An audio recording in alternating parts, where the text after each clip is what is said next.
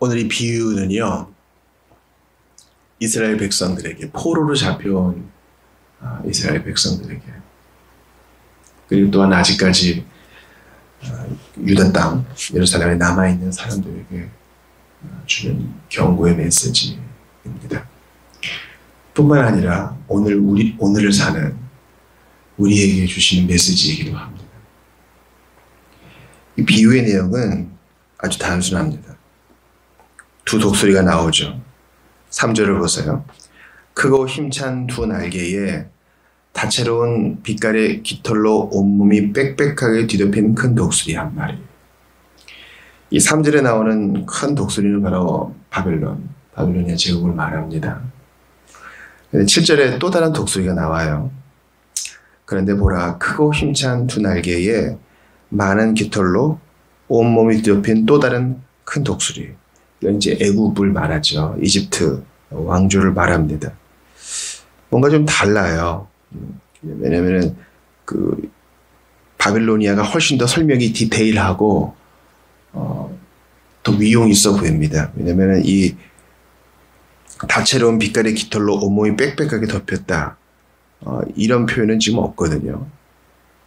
그리고 이제 그 비유의 해설을 에스겔이 직접 또 하잖아요. 주께 말씀을 받아가지고. 이때의 정황으로 봐서 애굽과 바벨론 중에 누가 더 셌느냐 했으면은 둘이 비슷했겠지만은 영토는 바벨론이 더 넓었습니다. 뿐만 아니라 그 당시 주님께서는 바벨론을 자기 종으로 삼으셔서, 자기 도구로 삼으셔서 일하시고 계시는 중이었기 때문에 애굽이 왔다 하는 얘기를 들을 때, 올라온다 하는 얘기를 들을 때 이제 예루살렘을 포위하고 있던 바벨론 군대가 잠깐 후퇴하기는 했지만 다시 와서 더 엄하게 예루살렘을 다 패퇴시키죠. 그러니까 애굽은 전면전을 피합니다. 이스라엘 왕이 도와주세요. 시드기야가 이렇게 했죠. 시드기야가 도와주세요 하고 이제 갈아탔지만 충성을 바벨론 왕에게 바치겠습니다 하다가 애굽으로 갈아탔지만 애굽은 자기의 실리만 취할 뿐 이스라엘의 독립을 위해서 희생하지는 않아요. 이 자국 우선주의가 이때도 분명히 있었던 거죠. 애굽은 바벨론과 무리하게 싸우지 않았습니다. 도와준다 해놓고 물러나요. 우리나라도 겪었던 일이기도 하고요. 우리는 여기에서 하나님의 큰 손을 볼 수 있어야 됩니다. 지금 하나님의 역사를 이렇게 주관하고 계시는데 거기에 대해서 거짓 선지자들은 괜찮아, 다 잘 될 거야 이런 식으로 얘기하고, 또 다른 한편에서는 애굽이 도와줄 거야 하는 겁니다. 이것은 하나님의 방법을 거스르는 것이요, 하나님보다 더 지혜로운 척하는 것이요, 스스로를 돌아보지 않겠다는 아집인 것입니다. 여러분 생각해 보세요. 바벨론은 이스라엘을 더 엄하게 다스릴 수 있었어요. 그죠?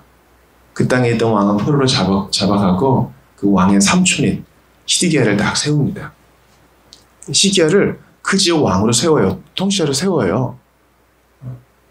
또 거기에 대해서 다른 선지자들이 복종해라, 받아들여라. 주의 손이 지금 너희를 포로로 잡아간 것이니, 우리를 이렇게 낮추신 것이니 여기서 회개하고 배우라 이렇게 합니다. 그럼 그렇게 하면 되는데 우리 본성은 어때요? 저도 그렇고 우리 모든 사람이 그래요. 이건 거듭난 자도 그렇고 비신자도 마찬가지예요. 하지 말라는 것은 하고 싶어 하고요. 해야 될 건 다 안 하고 싶어 하죠. 고약한 성례예요. 그리고 거기서 어떤 재미와 쾌감을 찾아요. 나는 아니지. 여러분 그렇게 생각하시는 분 계셔요?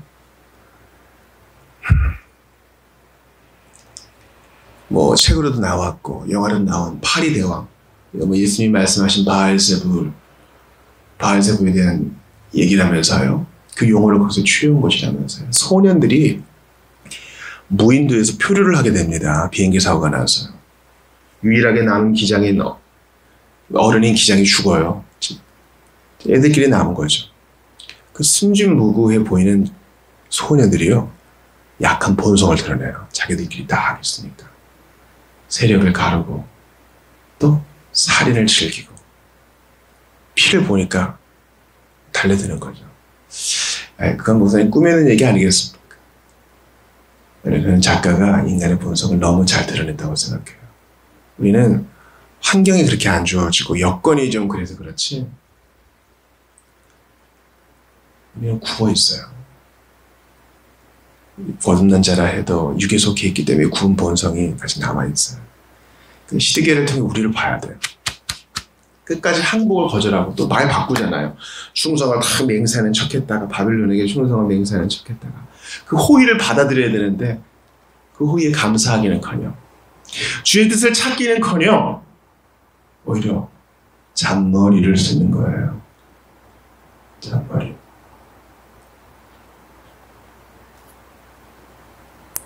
여러분, 이 설교를 들으시는 분들 중에 혹시 아이들 가르치시는 분들이 있어요? 학생들 가르치시는 분 계셔요? 선생님은 다 보이잖아요.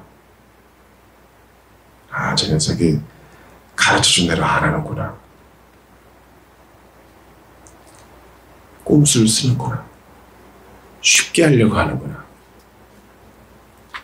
예뻐 보이지 않고요. 또 안타까워요. 저렇게 하면 당장 위기를 모면할 수는 있을지 몰라도 저 아이 발전에는 좋지 않을 텐데 압니다. 그래서 혼을 내다가 계속 그렇게 꼼수를 쓰면 아웃되는 거죠. 여러분, 시드기야는요. 그리고 그 당시에 시드기야를 따르는 사람들은요. 꼼수를 써요. 근데 그 꼼수는 거짓말이요. 언약을 배반하는 것이요. 충성을 저버리는 것입니다. 이것은 곧 바빌론을 사용하시는 하나님께 저항하는 것이에요. 나는 하나님보다 더 좋은 방법을 가지고 있어요. 하나님보다 더 지혜로운 생각을 가지고 있어요. 그래, 나 좀 그냥 내버려둬요. 이런 거예요. 하나님은 그러면 진짜 내버려두세요, 여러분.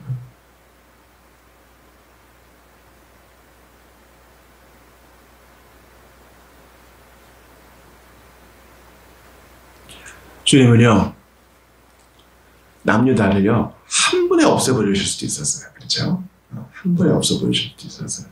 오늘 본문에도 나왔지만은, 처음에는 예루살렘 성을 공격해서 1차로 그냥 포로로 잡아가요.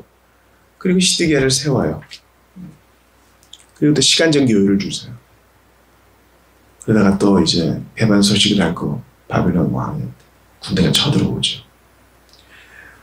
주님은 자신의 진노를 심판으로 시행하실 때 정말 점진적으로 참아주세요. 그리고 점진적으로 시행하시면서 기회를 줘요. 어떤 기회? 회개할 기회. 사랑하는 여러분, 이거 나에게도 우리에게도 다 같은 말 아니에요. 한 번에 우리를 팍 치셔도 되는데 주님은 징계하실 때 알아들을 수 있게끔 천천히 알려주세요. 우리 주님 좋은 아버지세요. 근데 시드기야는 그걸 발로 걷어차 버렸어요. 애굽한테 쫄러 가서 도와주세요. 이 고난과 어려움과 불편함 속에 있는 이 심판의 유보 속에 있는 하나님의 뜻을 깨닫지를 못하고, 어제 우리 주일설교 때 들었죠. 읽는 것을 깨닫느냐. 깨달으면요, 지식보다 더 중요해요. 책을 많이 읽는 것보다 인사이트가 더 중요합니다. 통찰력이 더 중요한 거예요. 시드기야는 시대를 꿰뚫어보는 통찰력도 없었고 영적인 통찰력도 없었어요. 그러니까 나라가 망해버리는 겁니다. 그러므로 먼저 여러분께 도전합니다. 읽는 것을 깨닫느냐. 시대를 읽고 성경을 읽고 나 자신을 잘 읽어야 돼요. 나 지금 잘 가고 있는가? 잘 깨닫고 있는가? 내가 회개할 거 없는가? 끊어버려야 될 거 없는가? 잘 가고 있는 것은 또 격려받을 것은 없는가? 이렇게 객관적으로 분석할 수 있어야 됩니다. 그런 통찰력 없이 그냥 위기만 모면하려고 하면요, 꼼수면서면요 망해요. 꼭 기억하세요. 그러니까 전화선 뽑고 휴대폰 끄고 인터넷 당장 끄고 고요히 자신을 돌아볼 시간이 필요해요, 여러분. 이렇게 살다가 죽어요. 하나님이 징계를 한 번, 두 번 내리시고 교회와 여러 교사들을 통해서, 사람들을 통해서 권면하시는데도 그거 다 무시하면 나중에 큰일 납니다. 영적 통찰력을 주께서 회복시켜 주시기를 원합니다. 또한 이런 소망 없는 상황에 대한 하나님의 답변을 우리는 오늘 본문 끝에서 볼 수 있습니다. 자, 독수리들이 그렇게 심고 그렇게 했지? 그러나 이제 내가 할 것이다. 내가 저 높은 백향목 꼭대기에서 가지를 하나 취하여 심을 것이니 이스라엘 그 높고 우뚝 솟아난 산 위에 심겠다. 그러면 그 연한 가지에서 풍성한 것들이 나오고 열매가 맺힐 것이다. 온갖 새들이 거기서 쉴 것이다. 나는 높은 나무는 낮춘다. 낮은 나무는 높인다.